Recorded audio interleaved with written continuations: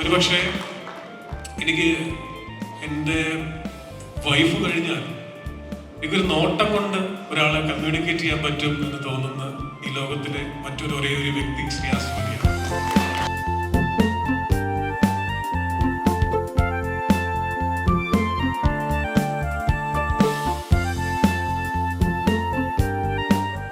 അറിയായിരുന്നോ? അറിയില്ലായിരുന്നു.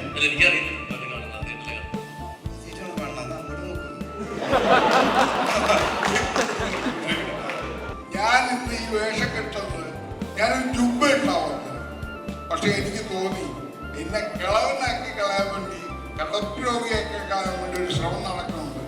എന്നാ പിന്നെ ടീഷർട്ട് കൊണ്ടുവരാം എന്ന് പറഞ്ഞിട്ട് തൊട്ടടുത്ത കടയിൽ നിന്ന് വാങ്ങിയിട്ട് ടീഷർട്ടാണ്. സത്യസന്ധമായിട്ട് ഞാൻ പറയുകയാണ്.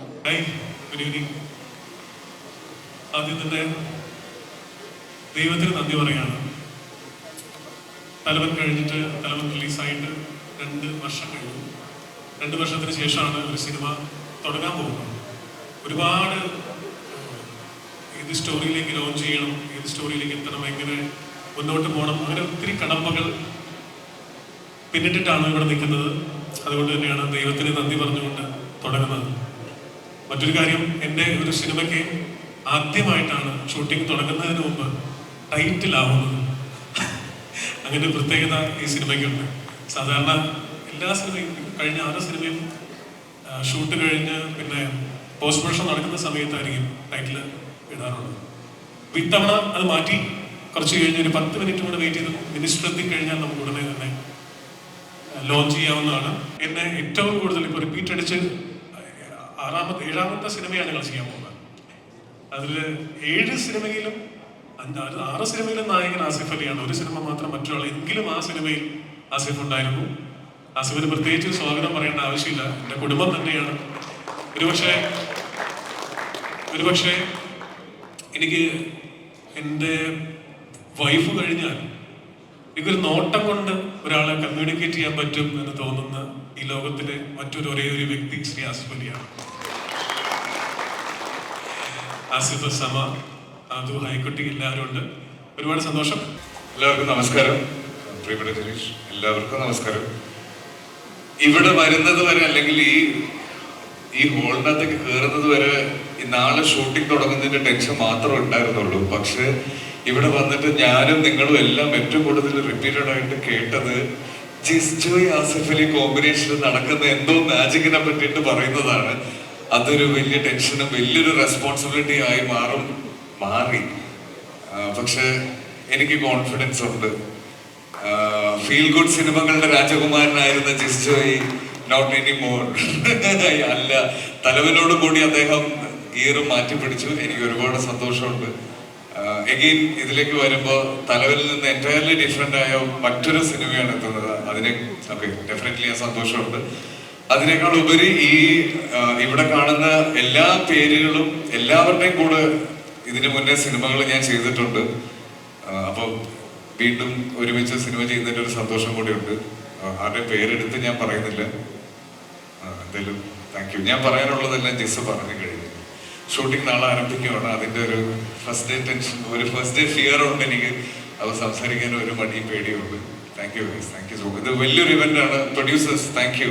ഇത്രയും വലിയ ഒരു കിക്ക് സ്റ്റാർട്ടർ സിനിമയ്ക്ക് തന്നതിന് ഒരുപാട് നന്ദി. Thank you. ഈ ഒരു മൊമെന്റിൽ പറയേണ്ട ഒരു കാര്യമാണ് ആസിഫിക്ക. കുറച്ച് ദിവസമായിട്ട് സോഷ്യൽ മീഡിയ എല്ലാവരും സെലിബ്രേറ്റ് ചെയ്യുന്നത് നിങ്ങൾ രണ്ടുപേരും ചേർന്ന് നിൽക്കുന്ന ഒരു പിക്ചർ. എൻ ഫ്രണ്ട് പോലെ ആരും മച്ചാം എന്ന പാട്ടൊക്കെ ഇട്ട് BGM ഒക്കെ ഇട്ട് നമ്മളിങ്ങനെ സെലിബ്രേറ്റ് ചെയ്തുകൊണ്ടിരിക്കുകയാണ്. പിന്നെ കുറച്ച് കാലം നമ്മൾ കാത്തിരിക്കണം ആ ഒരു മാജിക് സ്ക്രീനിൽ ഒന്നുകൂടെ കാണാനായിട്ടല്ലേ. എങ്ങനെയുണ്ട്? ഇപ്പോൾ നേരത്തെ പറഞ്ഞിരുന്നു കണ്ടുകൊണ്ട് കമ്മ്യൂണിക്കേറ്റ് ചെയ്യുന്ന ഒരു ഇമോഷനാണ്, ആ ഒരു ബോണ്ടാണ് നിങ്ങൾ തമ്മിലുള്ളത് എന്നുള്ളത്. So 7th film, how you feeling about that? പുതിയതായിട്ട് എന്തെങ്കിലും എക്സ്പീരിയൻസ് ചെയ്യാനുണ്ടാകുമോ സെറ്റിൽ? പുതിയത് തന്നെയാണ്, ഡെഫിനറ്റ്ലി പുതിയത് തന്നെയാണ്. കാര്യം ഇതിന്റെ സ്ക്രിപ്റ്റ് വായിച്ചു കഴിഞ്ഞപ്പോൾ എനിക്ക് ഏറ്റവും സന്തോഷം തോന്നിയതും അത് തന്നെയാണ്. ഓരോ സിനിമ ചെയ്യുമ്പോഴും ഇപ്പം ഫീൽ ഗുഡ് എന്ന ആളുകൾ എടുത്ത് പറയുന്നത് എനിക്കൊന്ന് സൺഡേ ഹോളിഡേ ഒരു വലിയ ഹിറ്റ് ആയതുകൊണ്ടാണ്. അല്ലെങ്കിൽ കുറച്ച് ക്രിമിനൽ മൈൻഡൊക്കെ ഉള്ള ഒരാൾ തന്നെയാണ് ജിസ്ജോയ്. അപ്പോൾ അത് വളരെ നന്നായിട്ട് ഈ സിനിമയിലേക്ക് വന്നിട്ടുണ്ട്. ഇതിന്റെ മൊത്തത്തിലുള്ള ഒരു കളർ സ്കീമും ഇവിടെ കാണിച്ച AI പോസ്റ്ററും ഒക്കെ കണ്ടാൽ മനസ്സിലായി കാണും ഇതൊരു ഫീൽ ഗുഡ് സിനിമയല്ല എന്നുള്ളത്. പിന്നെ പേഴ്സണലി എൻ്റെ ഏറ്റവും അടുത്ത സുഹൃത്തുക്കളുള്ള ഒരാളാണ്. എൻ്റെ എന്ത് എന്ത് മട്ടത്തരം ഞാൻ ചെയ്താലും ആദ്യം അഭിപ്രായം ചോദിക്കുന്നതും എന്നെ ഒരു നല്ല മനുഷ്യനാക്കി മാറ്റും എന്ന് വാശി പിടിക്കുന്നതും എൻ്റെ സുഹൃത്താണ്. എല്ലാവിധ ആശംസകളും അറിയിക്കാണ്. അതിന്റെ കൂടെ അസഫിക്ക പോകാൻ നിർത്തി വെക്കാൻ തോന്നുന്നു. പക്ഷെ ഒരു റിക്വസ്റ്റ് കൂടി ഉണ്ട്. സോഷ്യൽ മീഡിയ ഏറ്റെടുത്ത ഒരു വൈറൽ വീഡിയോയിലേക്ക് നമുക്ക് പോകാം. ഇപ്പൊ ആ കട്ടി മീശയായിട്ടൊക്കെ ഇങ്ങനെ സ്റ്റേജിൽ നിൽക്കുമ്പോൾ മീശ പിരിക്കുന്ന ഒരു വീഡിയോ, ആ ഒരു മൊമെന്റിലേക്ക് ഒന്നുകൂടെ ഇങ്ങനെ ഓർമ്മ പുതുക്കിക്കൊണ്ട് ഇപ്പോ ഇത്രയും പേര് നിറഞ്ഞു നിൽക്കുന്ന ഈ ഒരു ഹാളിൽ ഇത്രയും മീഡിയയുടെ ഫ്രണ്ടില് ലൈവായിട്ട് ആ മീശ പിരിച്ചാൽ എങ്ങനെ ഉണ്ടാവും? എല്ലാവരും റെഡിയാണ്. അപ്പൊ എനിക്ക് തോന്നുന്നു അതിന്റെ ഞാനിത് സിനിമയ്ക്ക് വേണ്ടി എക്സ്ക്ലൂസീവ് ആയിട്ട് വെച്ച പീസാണ്. സിനിമയെ പിരിച്ച പോലെ ഇവിടെ നിന്ന് നമുക്ക് സ്റ്റാർട്ട് ചെയ്യാം. അതെല്ലാവരും ഏച്ചെടുക്കട്ടെ. അപ്പൊ തിയേറ്ററിൽ കണ്ട് നമുക്കത് കൂടുതൽ എൻജോയ് ചെയ്യാം. അതിന് കൂടുതൽ രോമാഞ്ചം നമുക്ക് നൽകുന്നതിനായിട്ട് ഇപ്പോൾ നമ്മൾ കേട്ട ട്രാക്ക് കൂടെ നമ്മൾ പ്ലേ ചെയ്യാം. അപ്പൊ അതിന്റെ ഒരു ഫീലില് അസലായിട്ടൊന്ന് മീശ പിരിച്ച് നമ്മളെ കൂടുതൽ എന്റർടൈൻ ചെയ്യാനായിട്ട് ആസ്വദിക്കാനുള്ള റിക്വസ്റ്റ് ആണ്. ജസ്റ്റ് ഏട്ടാ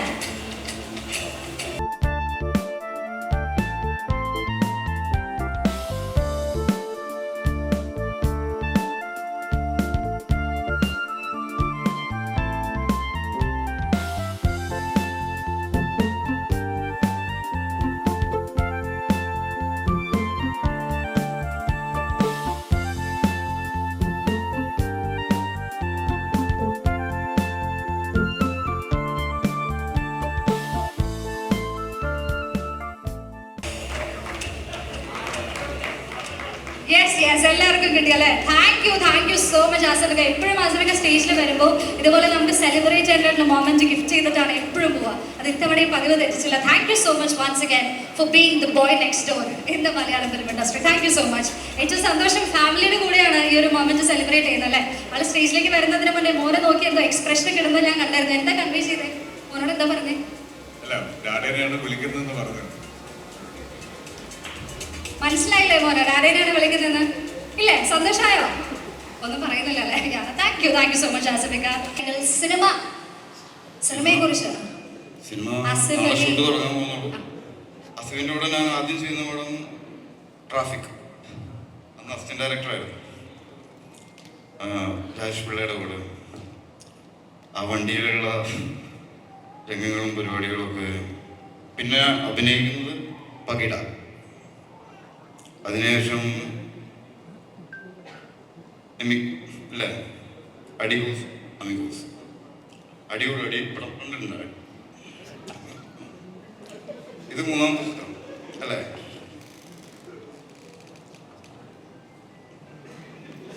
പകിട കണ്ടിരുന്നു. പകിട കണ്ടിട്ടുണ്ടോ? അടികൂസ് അമികൂസ് യൂഷ്വലി ഞാനാണ് തിരിച്ച് ക്വസ്റ്റ്യൻസ് ചോദിക്കേണ്ടത്. ഇതിപ്പോ തിരിച്ച് ക്വസ്റ്റ്യൻസ് എനിക്ക് കിട്ടിക്കൊണ്ടിരിക്കുകയാണ്. നമ്മളോട് ചോദിക്കില്ലല്ലോ. അത് ഒഴിവാക്കാൻ വേണ്ടിയിട്ടാണല്ലേ? അതുകൊണ്ടല്ല, യൂഷ്വലി നമ്മള് തർക്കത്തിനും പറഞ്ഞിട്ടാണ് ശീലം. എന്നാ മേ ബി ഒരു ചാൻസ് ഞാൻ വേറെ ആർക്കെങ്കിലും തരട്ടെ? ജസ്റ്റ് എന്നെ തരട്ടെ? ഇല്ല, ആ ഒരു ചാലഞ്ച് ഏറ്റെടുക്കുന്നില്ല. ഡോക്ടർ റോണിക്ക് വേണമെങ്കിൽ എടുക്കാം. റോണിയാണ് നമ്മൾ സ്ഥിരമായി ചികിത്സിക്കുന്നത്. ഡോക്ടർ ആയതുകൊണ്ട് പറയല്ല. ഉണ്ടയുടെ സെറ്റിൽ വെച്ചിട്ട് തിരിച്ച് നമുക്കൊരു ഗുളി കൊടുത്തു വയ്ക്കരുത് വായിലിട്ടു. ഇതൊന്നും ചോദിക്കാതെ പറയാതെ അല്ല ഗുളികയല്ലേ ആ സീൻ ഓർമ്മയില്ലേ? അല്ലെ ഡോക്ടറാണെന്ന് കിട്ടണമൊക്കെ ഗുളിക കഴിച്ചിട്ട് കാര്യമുണ്ടോ? ഓർമ്മയുണ്ടോ ആ സീൻ? അത് നമുക്ക് ഡോക്ടറല്ലാട്ടോ, വക്കീലാണ്. വക്കീലിനോടും ഡോക്ടറോടും എന്താ പറയരുത്? സത്യം പറയൂ. സത്യം പറയാൻ പാടോ? എന്റെ ഒരു റെസ്പോൺസിബിലിറ്റി കുറച്ചിരിക്കുകയാണ്. ഇനിയെല്ലാം സ്വയമേ അങ്ങ് ഏറ്റെടുത്തുള്ളത് ഞാൻ പറഞ്ഞുകൊണ്ട് ഷൈൻ ഡോൺ ചേട്ടനോട് എന്താണ് ഇപ്പൊ ചോദിക്കാറുള്ളത്? പേടിപ്പിക്കുന്നത് എങ്ങനെയുണ്ട്?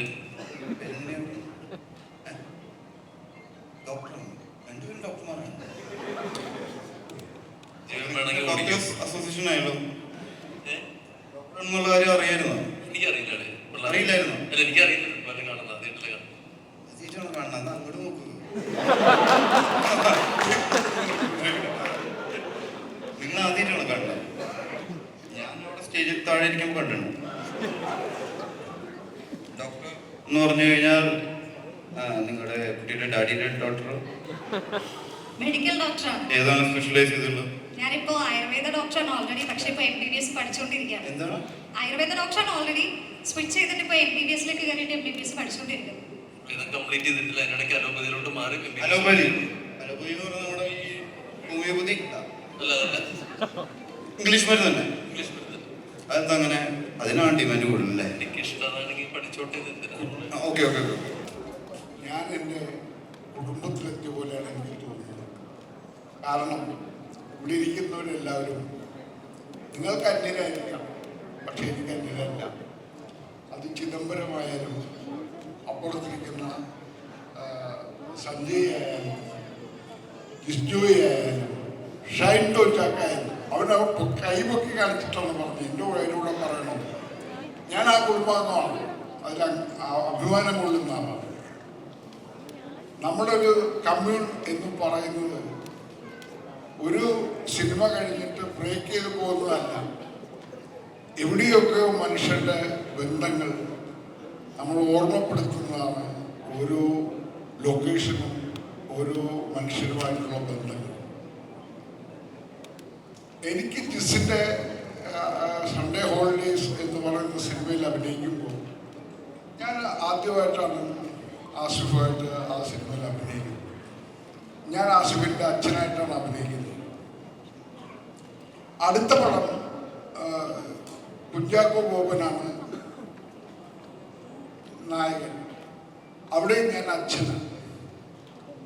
2 ലൊക്കേഷനും ഒരു വീട, 2 സിനിമ എത്രയോ കാലങ്ങൾക്ക് ശേഷം ചെയ്യുമ്പോൾ. അപ്പം ഞാൻ വിചാരിച്ചു, എന്താണ് ഈ വീടുമായിട്ട് എനിക്കുള്ള ബന്ധം? ഈ മനുഷ്യനുമായിട്ടുള്ള ജിസ് എന്ന് പറയുന്ന ഈ സംവിധായകനുമായിട്ടും ഈ നടന്മാരുമായിട്ടും എനിക്ക് എന്താണ് റിലേഷൻ? അതൊന്നും നമുക്കങ്ങനെ ഒരു ഗ്രാമർ വെച്ച് പറയാൻ പറ്റുന്നതല്ല. ഹാപ്പനിങ് സംഭവിച്ചു. എൻ്റെ മകനായിട്ട് ആസിഫ് അഭിനയിച്ചു. എനിക്ക് പറക്കാതെ പോയ മകനായിട്ട് അങ്ങനെ ഒരുപാട് മക്കളുണ്ടാകാനുള്ള കഥാപാത്രങ്ങൾ തന്ന തിരക്കഥാകൃത്തുക്കളുണ്ടായി. അത് തന്നെയാണ് ഒരു നടനുള്ള ജീവിതത്തിലെ ഏറ്റവും കിട്ടുന്ന ഭാഗ്യം. പിറക്കാതെ പോകുന്ന മക്കളെ തരുന്നതാണ് തിരക്കഥാകൃത്തുക്കളും സംവിധായകരും. പക്ഷെ അവരാരും നമ്മൾ വിട്ടുപോകുന്നില്ല. ആസിഫ്, ഞാൻ അവസാനം അഭിനയിച്ച സിനിമ രാജീവ് രവിയുടെ അവസാനമാണെന്ന് അറിഞ്ഞൂട, പുള്ളി എന്നെ നടത്തുമെന്നില്ല. ഞങ്ങള് രാജസ്ഥാനില് ഷൂട്ട് നടക്കുക. ആസിഫിനെ ഞാൻ പറ്റിച്ചു. കുറ്റവും ശിക്ഷയും എന്താ നിങ്ങൾക്ക് മാത്രമാണോ കുറ്റമുള്ളത്? ശിക്ഷ വിധിക്കാനും എനിക്കറിയാം. ഉണ്ടായിരുന്നുള്ള കെട്ടി. അപ്പോ ഈ മനുഷ്യന് ജയ്പൂരിൽ നിന്ന് യാത്ര ചെയ്ത് പോവുകയാണ്. ഞാൻ അതിനു മുമ്പ് ദയ എന്ന് പറയുന്ന സിനിമയിൽ അഭിനയിച്ചിട്ടുണ്ട്. രാജസ്ഥാൻ ഞാൻ കണ്ടിട്ടുണ്ട്, ജയ്സാൽമർ കണ്ടിട്ടുണ്ട്. ഇന്ത്യയുടെയും ഭാരതത്തിൻ്റെയും അതിർത്തിയിൽ നിന്ന് അഭിനയിച്ച് തുടങ്ങിയവനാണ് ഞാൻ. ഞാനൊരു പട്ടാള വേഷം കെട്ടിയിട്ടില്ല, ഞാൻ പോലീസ് വേഷം മാത്രമേ കെട്ടിയിട്ടുള്ളൂ. അപ്പൊ ഇവര് പോലീസ് വേഷം കെട്ടാൻ വന്നവരാ, ആസിഫും സംഘവും.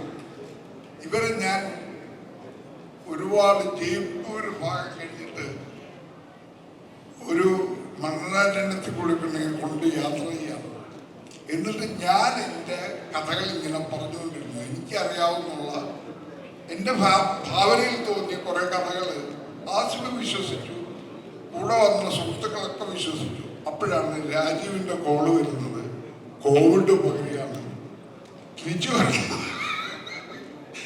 അതിങ്ങനെ കഥകളൊക്കെ പറഞ്ഞിങ്ങനെ നിങ്ങളെ കൊണ്ട് സഞ്ചരിപ്പിച്ചുകൊണ്ടിരിക്കും. ഈ കഥ പറയാൻ എനിക്ക് നല്ല മിടുക്കുണ്ട്, പക്ഷെ എനിക്ക് സംവിധാനം ചെയ്യാനുള്ള മിടുക്കില്ല.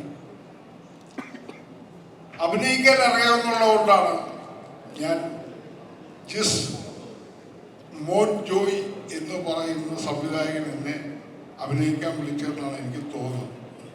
ജിസ് മോൻ ജോയ് തൊട്ടടുത്തിരിക്കുന്നത്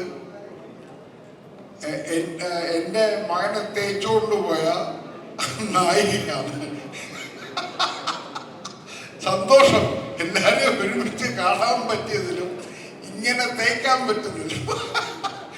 ഞാൻ ഇന്ന് ഈ വേഷം കെട്ടുന്നത്, ഞാനൊരു ജുബ്ബ ഉണ്ടാവുന്നത്, പക്ഷെ എനിക്ക് തോന്നി എന്നെ കിളവനാക്കി കളയാൻ വേണ്ടി, കിടപ്പ് രോഗിയാക്കി കളയാൻ വേണ്ടി ഒരു ശ്രമം നടക്കുന്നുണ്ട്. എന്നാൽ പിന്നെ ടീഷർട്ട് ഇട്ട് വരാം എന്ന് പറഞ്ഞിട്ട് തൊട്ടടുത്ത കടയിൽ നിന്ന് വാങ്ങിയിട്ട് ടീഷർട്ടാണ്. സത്യസന്ധമായിട്ട് ഞാൻ പറയുകയാണ്, ഈ ടീഷർട്ട് ഞാൻ അവിടെ ഒട്ട് പൈസ പോയി തിരിച്ചു. Thank you so much.